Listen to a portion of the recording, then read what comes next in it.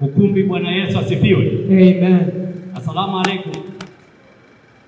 Ashkuru jiddan alladhi khalaqa samawati wal ardi thumma khalaqa al-insana wa bainahum alladhi wahida qad khalaqa yuhadisu al-insana ismuhu Yusuf. Shahadu anna la ilaha illa Yusuf wa kursi rasulihi amma ba'd. Nimetamka kwa ulimi kwamba hapana Mungu anayepaswa kuabudiwa kwa haki ila Yesu. Na nimetamka kwamba Paulo ni mtume wake. Na pia nimekiri kwa ulimi kwamba Yesu peke yake ndio aliyekuja kuokoa wanadamu na dhambi zao. Bwana Yesu asifiwe. Amen.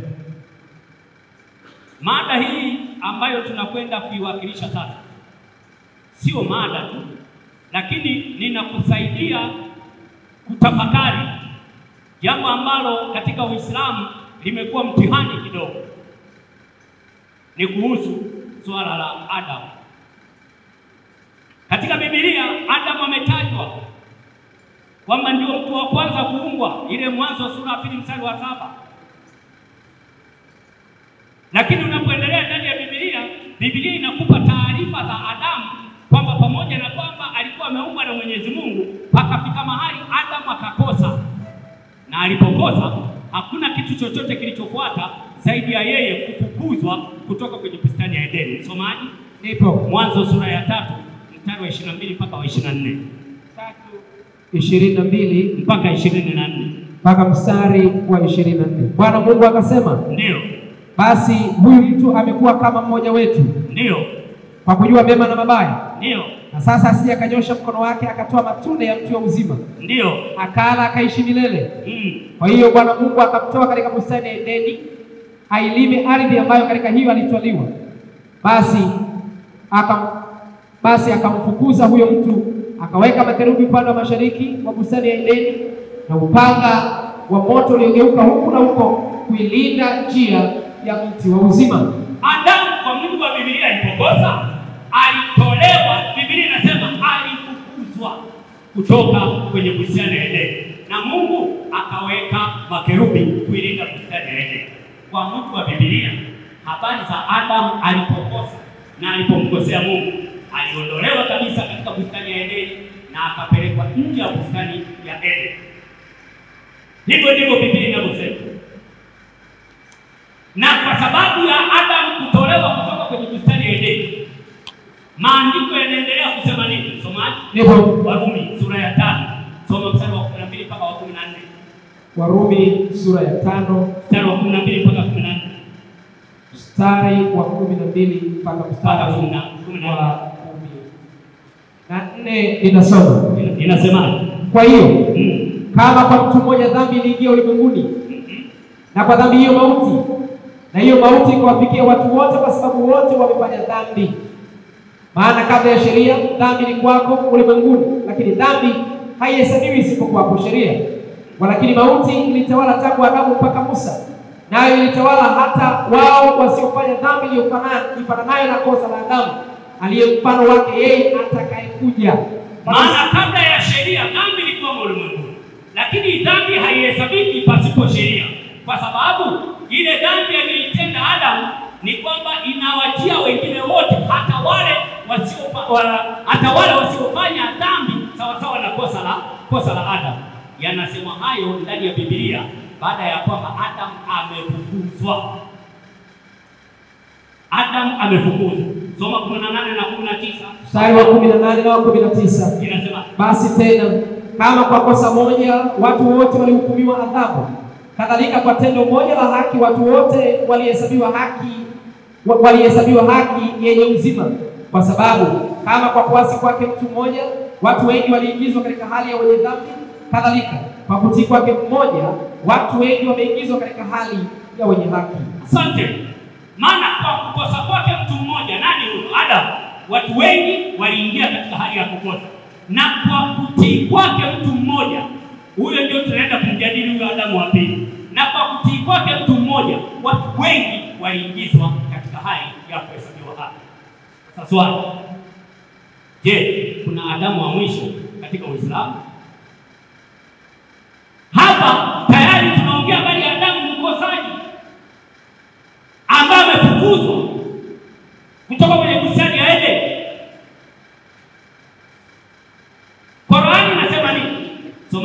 Ndipo.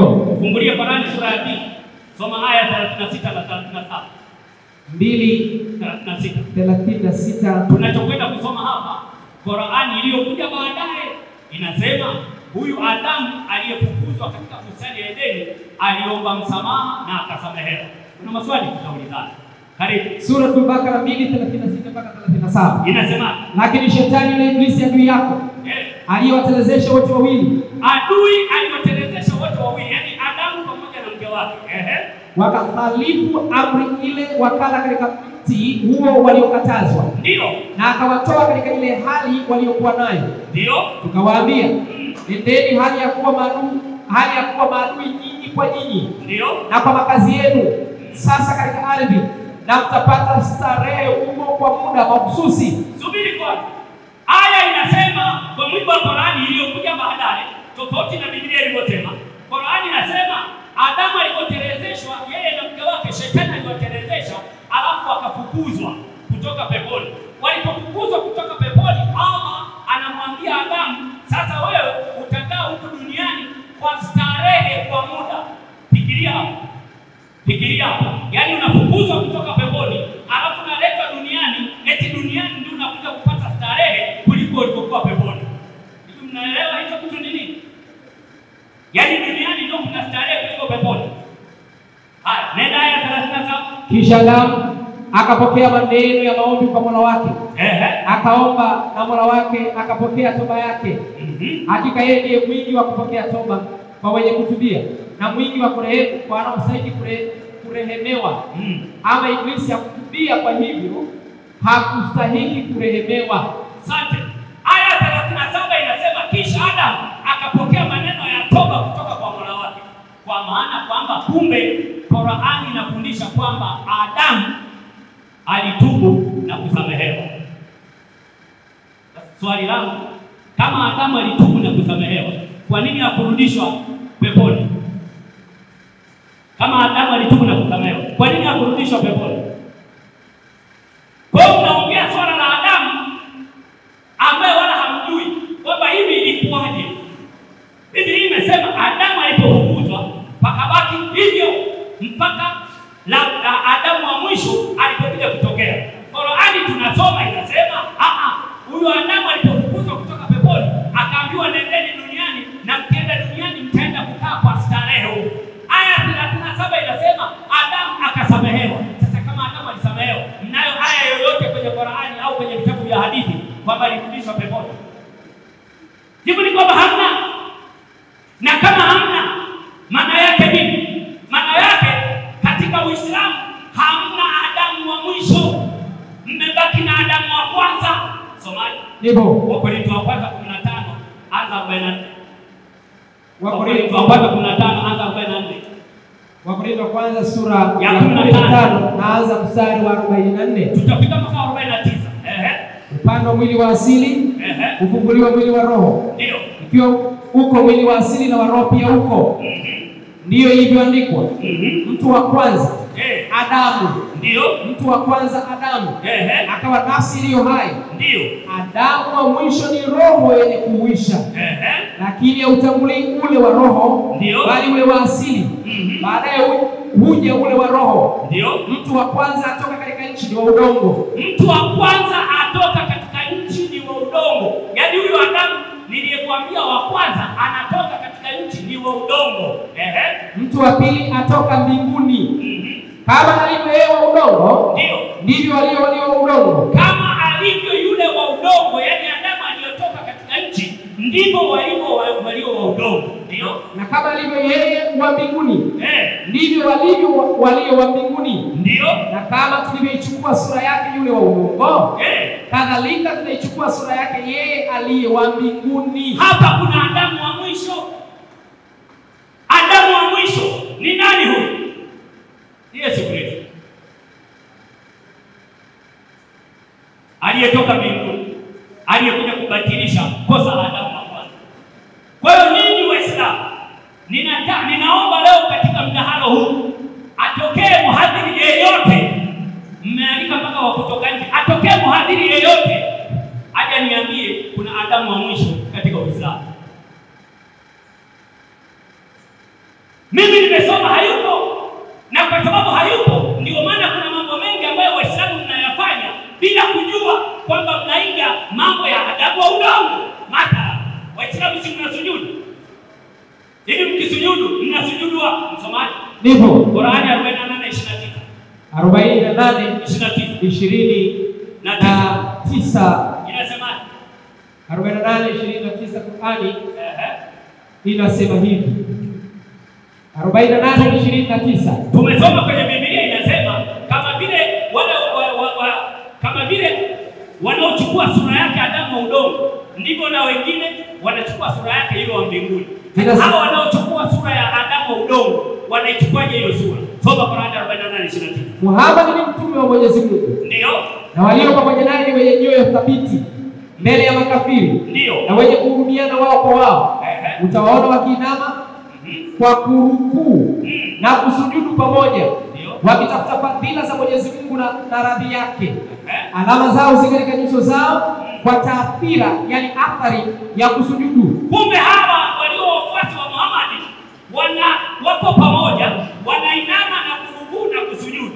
Wanaposujudu, wanasujudu kwenye udongo, ambapo huo udongo aliyekuwa wa kwanza wa udongo ni nani? Adam. Wanaposujudu kule, Qur'ani inasema wanapata athari ya kusujudu, wanakuwa na alama nyeusi hapa. Kumbe wameipata wapi? Wameipata kwa kwenda kupigisha kipaji chao kwenye udongo wa Adam wa udongo, wanachukua sura ya baba yao Adam wa udongo. Je, huku chini ambako Waislamu wanasujudu wanachukua sura ya Adam wa udongo, kuna nini? Somaji. Ndivyo. Fungua Qur'ani sura 27:82. 27:82 Qur'an. Kuna nini? 27:82 inasema hivi. Inasema na kauli ya kuja kiyama itakapowathibitikia. Na kauli ya kuja kiyama itakapowathibitikia, tutawatolea mnyama katika ardhi. Tutawatolea mnyama katika ardhi atakayewasemeza, kwa sababu watu walikuwa hawaziakibisha aya zetu. Kumbe kwa mujibu wa Qur'ani sura 27:82, huku chini ya ardhi kuna mnyama, na huyu mnyama anazijua aya za Qur'ani, na nyinyi Waislamu mkisujudu mnasujudu huku chini. Kumbe mnasujudu kwa mnyama, na huyo mnyama anazijua aya za Qur'ani, na mnapata athari kwenye mapaji yao ya uso, na mnasujudu kwa Adamu wa udongo. Ndio maana nawauliza, hivi nyinyi mnaye Adamu wa mwisho? Kuna Adamu wa mwisho katika Uislamu? Na kama hakuna Adamu wa mwisho, na Qur'ani sura ya 2 aya 37 inasema Adamu alitubu. Wapi Adamu alikotubu? Kama Adamu angetubu, tungeona nini mnaokuja baadaye Waislamu? Hakuna habari ya dhambi. Tungeona hakuna. Lakini kwa nini? Kwa sababu katika Uislamu ndio maana hakuna swala la msamaha wa dhambi. Somaji. Nipo. Chukua hicho kitabu Al-Lulu Al-Marjani hapo. Nisomee hadithi namba 1700. Al-Lulu Al-Marjani hadithi namba 1700. Hadithi ukurasa wa ngapi? Ukurasa wa 986, hadithi namba 1700. Watazamaji wetu, tunasoma hadithi namba 1700. Tusomee. Hadithi ya Abu Huraira RA, yani radhiallahu anhu, kutoka kwa Mtume SAW amesema, Adamu amemshinda kwa hoja Musa. Adamu amemshinda kwa hoja Musa. Musa alimuuliza Adamu, ewe Adamu, wewe ndiye baba yetu uliyetunyima haki na ukatutoa peponi?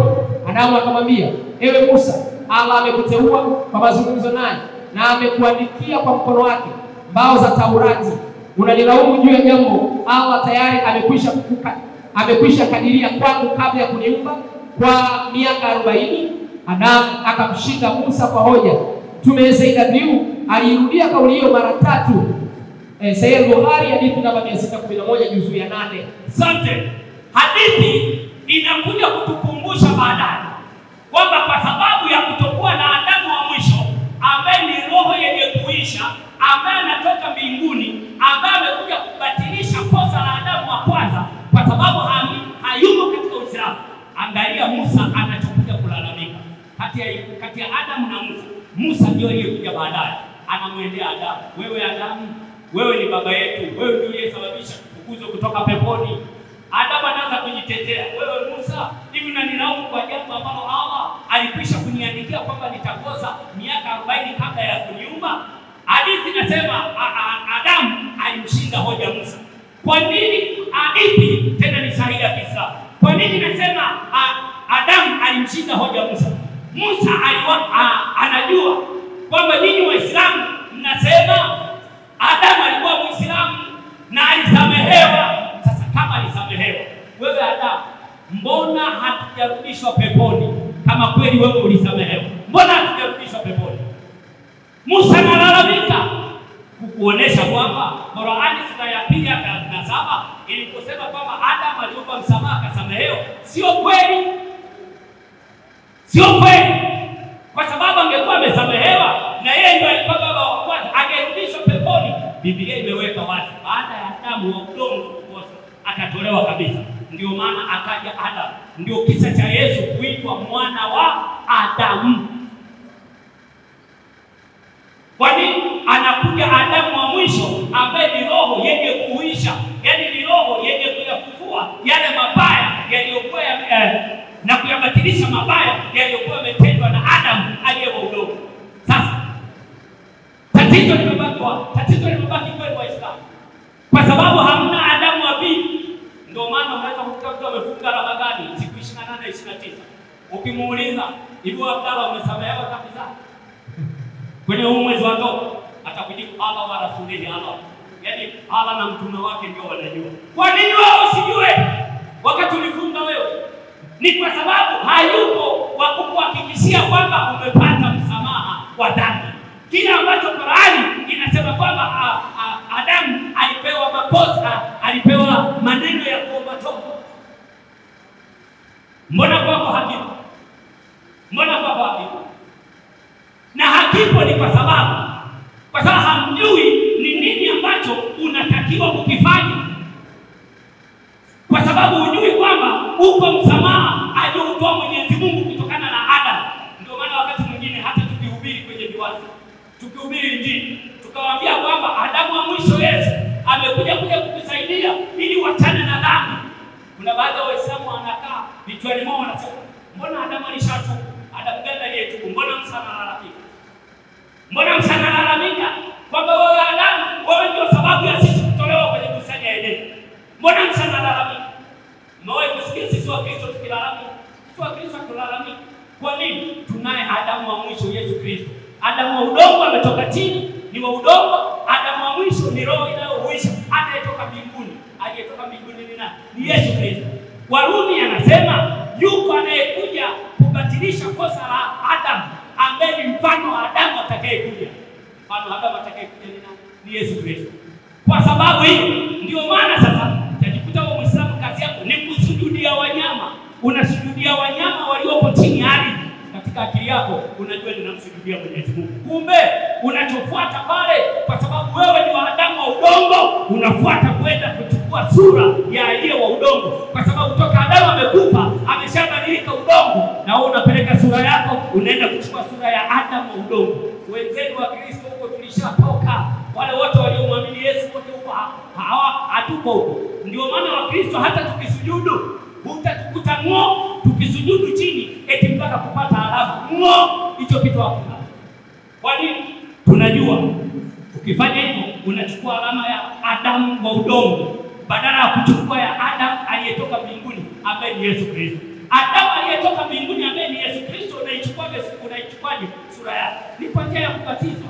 Yesu alibatizwa, anasema fuate kielelezo changu. Alipobatizwa yeye, na sisi tukibatizwa tunachukua sura ya Adamu aliyetoka mbinguni. Nyinyi Waislamu mmebaki na Adamu wa udongo. Ndio maana nimeuliza leo mwenyekiti, hivi katika Uislamu kuna Adamu wa mwisho?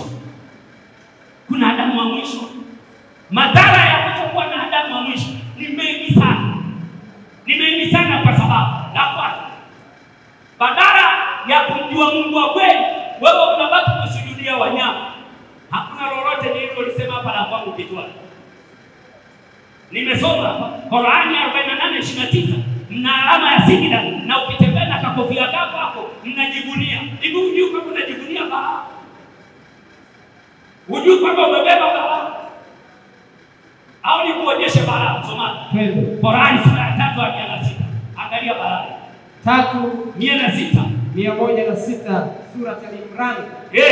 Uone balaa na kwenda kumsujudia huyo mnyama anayetajwa na Qur'ani kwamba yuko uchi, alafu unajivunia. Qur'ani inasema 3:106 inasema hivi. Inasema Katika siku ambayo nyuso nyingine zitakuwa nyeupe na nyuso nyingine zitakuwa nyeusi, ama hawa ambao nyuso zao zitakuwa nyeusi wataambiwa, je, mlikufuru baada ya imani yenu?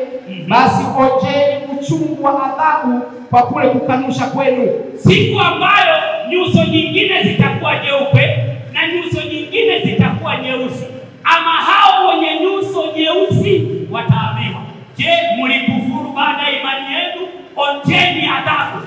Sasa wewe hiyo alama nyeusi umeipata wapi? Si umeipata kwa kumsujudia mnyama, alafu ukaenda unamsujudia Mwenyezi Mungu. Kisa tu Adamu wa mwisho hapa katika Uislamu. Ndio maana nilipokuwa nawasikiliza hawa rafiki zangu walipokuwa wanahojiwa na ndugu yetu simulizi, wanauliza Wakristo wameleta mada hiyo, wanasema, je, kuna Adamu wa mwisho? Sasa hii mada ngeni. Ni kweli ngeni. Wewe ulikuwa hujui kama mnasujudia mnyama? Katika akili yako unajua tunamsujudia Mwenyezi Mungu. Wewe Mwenyezi Mungu ndio yuko ukuti. Wewe unaenda unamsujudia Mwenyezi Mungu mpaka unapata alama. Na ujui alama maana yake nini? Qur'ani sura ya 3:106 inasema katika siku ambayo nyuso nyingine zitakuwa nyeupe na nyuso nyingine zitakuwa nyeusi, ama hao ambao nyuso zao zitakuwa nyeusi wataambiwa, je, mlikufuru baada ya imani yenu? Onjeni adhabu. Wewe endelea kujivunia hiyo sijida. Endelea kujivunia sijida, ufikiri ni kitu cha maana.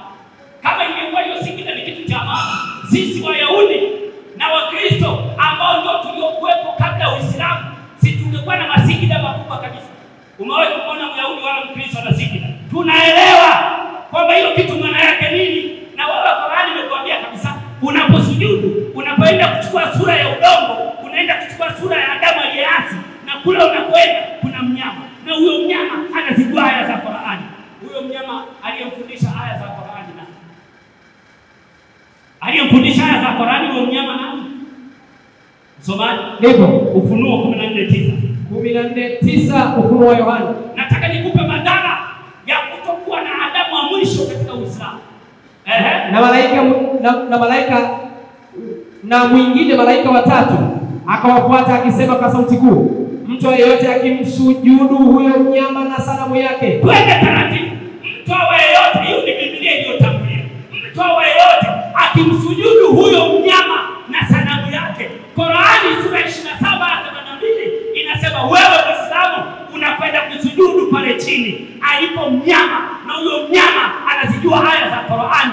Na Qur'ani sura ya 3:106 inasema wewe ukishasujudu unapata alama nyeusi. Ukishapata alama nyeusi, wewe ni finali jahannam halidun abadan fiha.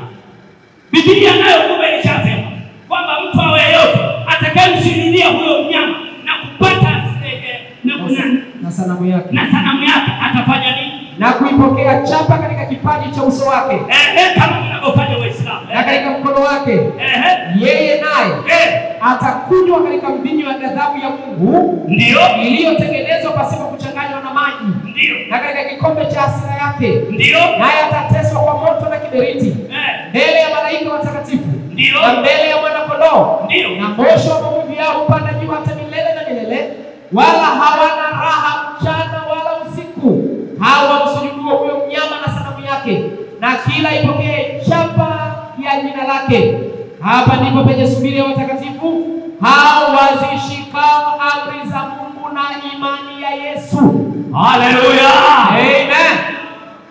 Umeona Biblia inapotenda, inajua kuna watu watasujudia mnyama.